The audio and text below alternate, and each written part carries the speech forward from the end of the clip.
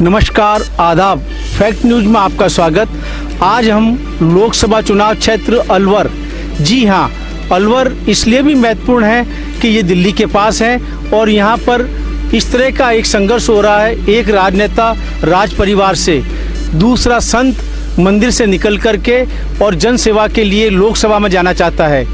जी हाँ, ये वही अलवर लोकसभा क्षेत्र है जहाँ से भंवर जितेंद्र सिंह, जो 1998 में अपनी राजनीति शुरू करके 10 साल तक राजस्थान विधानसभा में सेवाएं दी है और उसके बाद 2009 में लोकसभा चुनाव जीत करके और दिल्ली की लोकसभा में पहुंचे और उन्होंने सिर्फ सांसद ही नहीं, मंत्री बन करके इस राजस्थान को और देश को सेवाएं दी। जी हाँ, लंबा अनुभव रखने वाले, लगभग 20 साल का राजनीतिक अनुभव रखने वाले भंवर जितेंद्र सिंह राज परिवार से हैं और इस क्षेत्र में उनकी शाख आज भी है।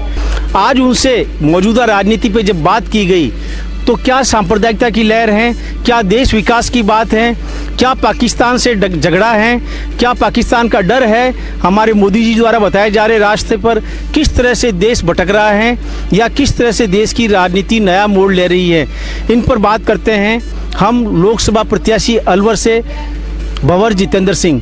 सुनिए क्या है उनके विचार, क्या है उनका विजन।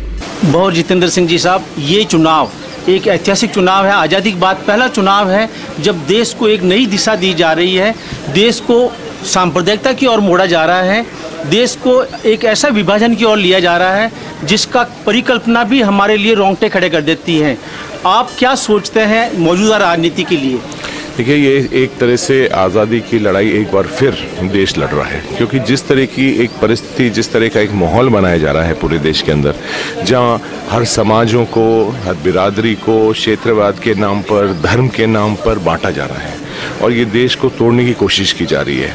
हर व्यक्ति आज इस तरह का एक माहौल बनाया जा रहा है कि उसको एक दर्द हो रहा है, उसको दुख हो रहा है और एक तरह से एक डर भी लग रहा है कि हमारे साथ क्या हो सकता है। तो एक इनसिक्योरिटी की जो फीलिंग आई है इस देश के अंदर, इसीलिए आज 5 साल में आपने देखा है कि आर्थिक रूप से भी देश बहुत पीछे चले गया है।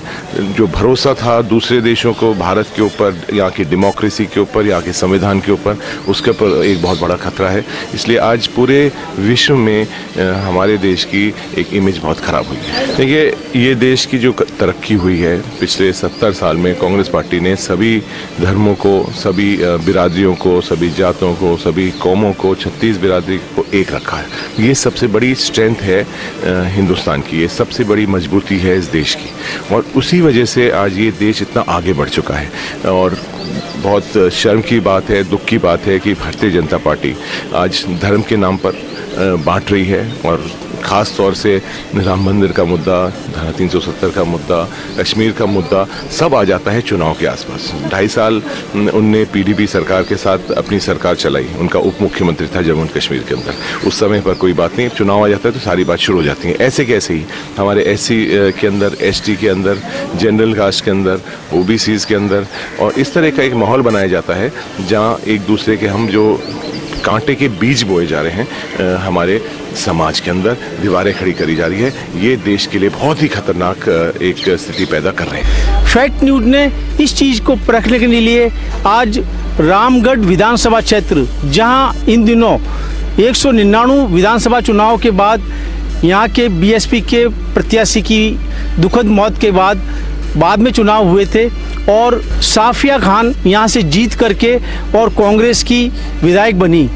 उसी के विधानसभा क्षेत्र में लगभग 1 दर्जन गांवों का दौरा करने के बाद लगा कि मेव समाज, जी हाँ, मुस्लिम मेव समाज आज एक तरफा वोट देने के लिए तैयार हैं। आगे आपकी जिम्मेदारी है कि आपको पता नहीं है कार्यकर्ता अपने अपने गाँव में, अपने अपने घरों में कैसी मेहनत कर रहे हैं आपके लिए।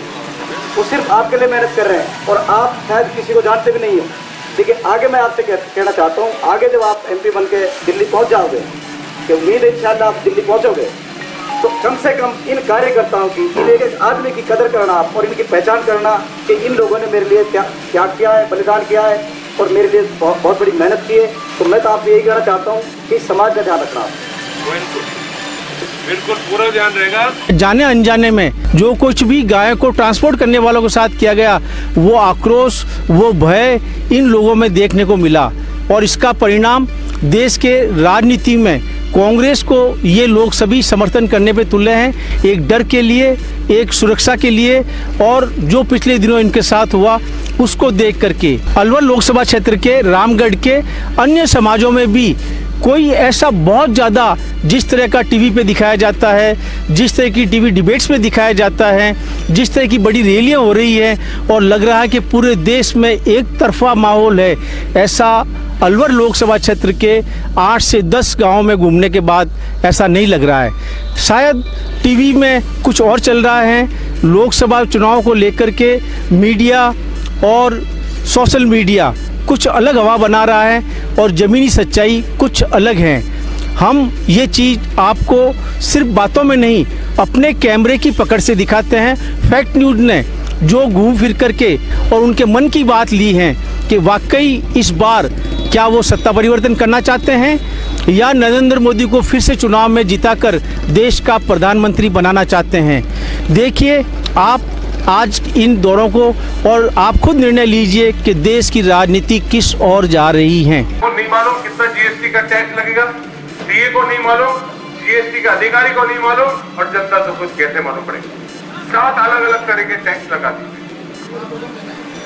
और आज जो इस पूरे देश के अंदर और हमारे जिले के अंदर जो माहौल है वो आप सब जानते हैं। जिले के अंदर जो बड़ी बड़ी सारी योजनाएं थी, चाहे वो चंबल की पानी की योजना हो जिससे हमारा ये गोविंदगढ़ क्षेत्र भी प्रभावित होता, चाहे वो ईएसआई मेडिकल कॉलेज हो, चाहे वो हाई स्पीड ट्रेन हो, अंतर्राष्ट्रीय हवाई अड्डा हो, मिनी सेक्रेटरीट हो, सैनिक स्कूल हो, ये सारी योजनाएं बंद कर दी, ठप।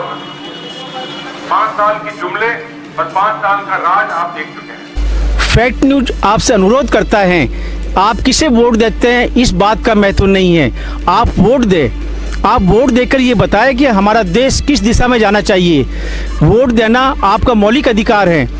भारत की स्वतंत्रता के बाद आपको एक अधिकार दिया गया है कि 5 साल में एक बार अपने मन की बात कहिए और ज़िंदगी भर हम सुनते ही रहें, ऐसी बात नहीं।